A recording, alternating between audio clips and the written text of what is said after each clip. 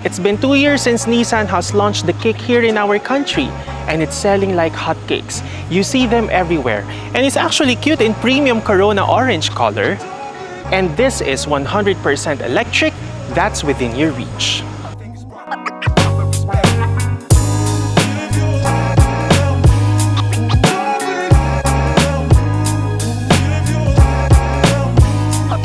When I saw the Nissan Kicks about 2 years ago sa Metro Manila, ang sabi ko sa sarili ko, uy, cute to ha. It's not pansinin like a GTR or Nissan Z, but it's actually cute. Now the size, it's small. The category for this is subcompact crossover SUV. And this is perfect for starting families and younger motorists. Bakit kanyo eye-catching? Kasi naman, it looks different from the Nissan Juke na yung iba ayaw nung itsura ng Nissan Juke kasi mukha daw frog. Ako parang hindi ko rin siya ganun ka-type. To each his own, ika nga. But this one, this is actually eye-catching for me. As you may all know, the Nissan Kicks has been out and about in other markets since 2016. And it was launched in Japan in 2020. And in August 2022, napunta na sa atin ang Nissan Kicks. And it's being offered as a hybrid electric vehicle. Talking about the exterior, here in front you get the V-Motion grille all the way up here hanggang sa kanyang headlights, which is very Nissan in language. You also get LED daytime running lights, LED headlamps, and LED turn signals, and LED fog lamps. Also guys, huwag niyo kakalimutan gamitin yung mga turn signals ninyo, no? Kaya yan nilagay ng manufacturer para gamitin. Hindi yan display lang. Charot! Okay, back to work. Two-tone. So meaning, you get gloss black color dito sa iyong side mirrors, but also, you get black color naman dito sa iyong roof na medyo may pagka-sparkling, nagsha-shine siya, which really looks nice. And they've got shark's fin antenna. Pagdating naman dito sa interior ng Nissan Kicks, the top of the line, I find the interior a bit neat. At the same time, it's functional. Walang ka-etchos-etchos. It's straightforward. What you see is what you get, ika nga. The seats here in front at the same time, dito sa may likuran, it's very comfortable. It's cushy. And the support is so nice. Nissan calls this the zero-gravity seats. Now, we had a drive all the way to Clark, Pampanga, and I find it very comfortable. The support is very nice. At the same time, hindi naman din sumakit ang aking likod. Now, when it comes to the adjustment of the seats, it's manually adjusted 6-way. Same with the passenger side. The dashboard is made in synthetic leather with black stitching, 4 aircon vents dito sa may harapan, but medyo downside lang dito sa may likod, walang aircon vents. Steering wheel is wrapped in urethane, but it's also adjusted manually. Tilt and telescopic, pwede. Now, pagdating sa ating air conditioning system, you've got automatic single zone, no? Now, in terms of the buttons, pagdating dito sa side na ito, you've got the electronic parking brake, brake auto hold. The start-stop button is uniquely placed here. Hindi siya dito sa may gilid or dito, pero dito. Now, you also have an EV mode, pero medyo limited yung capacity ng EV mode, no? So, I think mas kailangan mo lang to kapag ka-traffic. Now, the drive mode, you've got sport, eco, and normal mode. Now, the good side of using sport modes is kapag pa-uphill ka or downhill, mas maganda yung engine braking. Now, with the absence of the paddle shifters, yun lang yung wala rito. The instrument cluster dito sa harapan is half analog and half digital.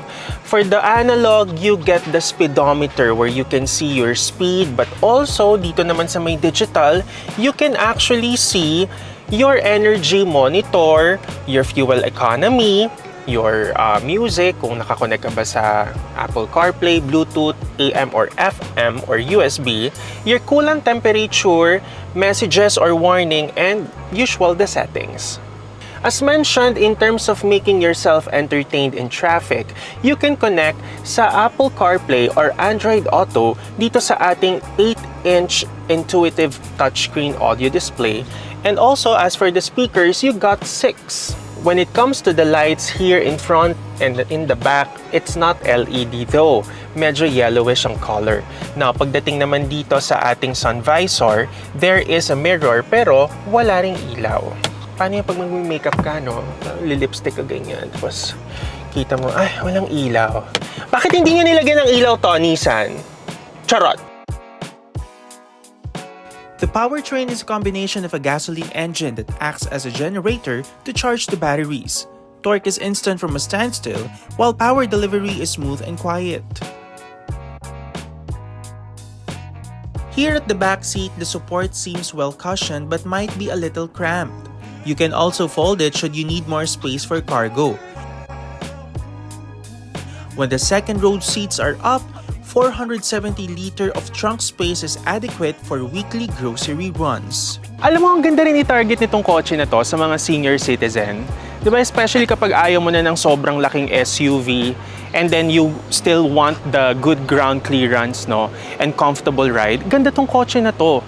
Also, the overall exterior feel for me looks a bit rugged, no? It gives a rugged stance to the point na if you are into modifications or into, you know, modifying your car, pwede mong palitan ng mags yan or rims, di ba?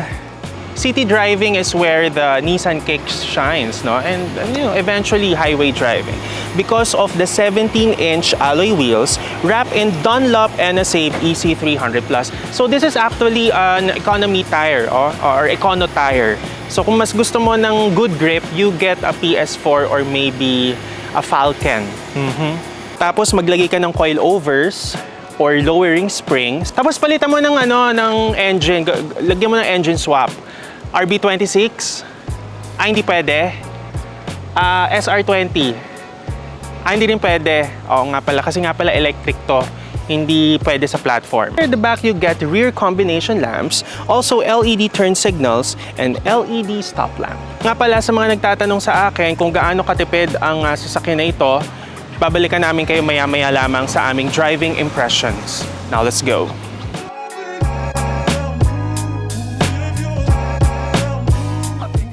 Electric-driven, gas-charged. Well, that's true because this car is 100% powered by the electric motor.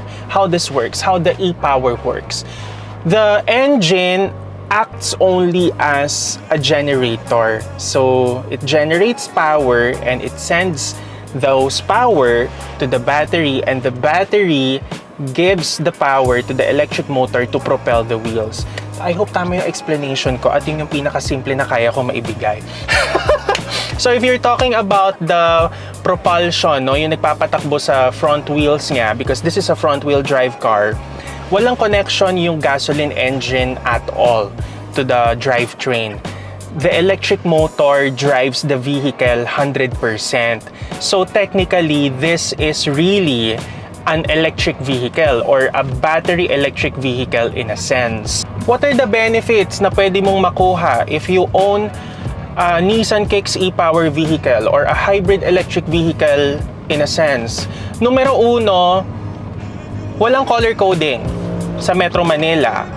'Di ba? Hindi ka sakop niyan. Number two, you also get a lot of fuel savings. Alam nyo ba na you can go to Baguio up to 3 times or twice or 3 times back and forth in just a full tank. 1,000 kilometers in just a full tank. So, ganun po siya katipid. Especially, you will appreciate this on city driving wherein the electric motor kicks all the time. Sa stoplight, you will appreciate Nissan Kicks e-power because the torque is instant. And the 1.2 naturally aspirated 3-cylinder engine is helpful in terms of generating power and sending it to the electric motor to propel the wheels. Now, the electric motor, it also gives a lot of punch. So the combination of the engine as the generator and electric motor, they work together in terms of giving you linear throttle or linear throttle output, linear power. Kasi wala naman din siyang rubber band effect na nafe-feel. Ako personally, wala akong rubber band effect na naramdaman while driving this, despite of having a single ratio transmission. Because it's transmission, walang mga gears siya, no? There's no gears. It's just single ratio. On city driving, the ride is soft and very compliant. Now, the steering is also precise. It's sharp for a subcompact crossover SUV. I didn't feel any body roll at all. Ang ganda ng ride. The suppression of the NVH is also nice because I rarely hear the tricycles, you know, the road. Well, it helps also na baka Dunlop na-save yung kanyang tires, no, which is an Econo tire. Now, the e-pedal is a Nissan proprietary technology for its e-power range of vehicles, wherein with the use of e-pedal step, no, yung e-pedal, ito yung accelerator, yung tinatapakan ng kanang paa. You can use it to accelerate. Number 2, to decelerate.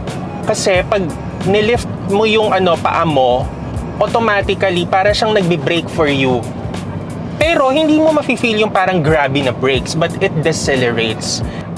There are some gizmos that are missing na napansin ko rito sa sasakyan na ito. Number 1, this is already the top-of-the-line variant of Nissan Kicks. Walang blind spot monitoring. Hindi na isama. Yun yung napansin ko. Yung natin, rear view mirror, manual din ang pag-adjust niyan, 'di ba? Hindi siya auto-dimming. Also, napansin ko yung lock niya, yung door lock, you have to manually press it para mag-lock siya. It's not speed sensing, or it's not like when you put the gear lever into park, automatically mag-a-unlock siya. Yun yung mga napansin kong downsides of this car. But overall, the pagkakamaniobra, 'di ba, yung kanyang drivability, it absorbs bumps very well. This is a perfect everyday car, especially if you want to get good ground clearance, no? So ang akin, Mamshi, bro, if you're planning to buy one, now's the time, because you have until 2028 to reap the benefits of the Evida law. And this car, it performs. It gives what you need. Tipid pa sa gas, di ba? It doesn't require 95 or 97. 91 sapat na. And the maintenance cost of owning a hybrid electric vehicle such as the Nissan Kicks e-Power, it's just like any ICE. Madaling i-maintain. Twice a year, that's it. The past 2 years have been very good for Nissan Philippines. And to be fair, the Nissan Kicks e-Power has become Nissan's bread and butter. So, if you're up for fuel economy plus fun, the Nissan Kicks e-Power might deserve a place in your garage. Till our next drive.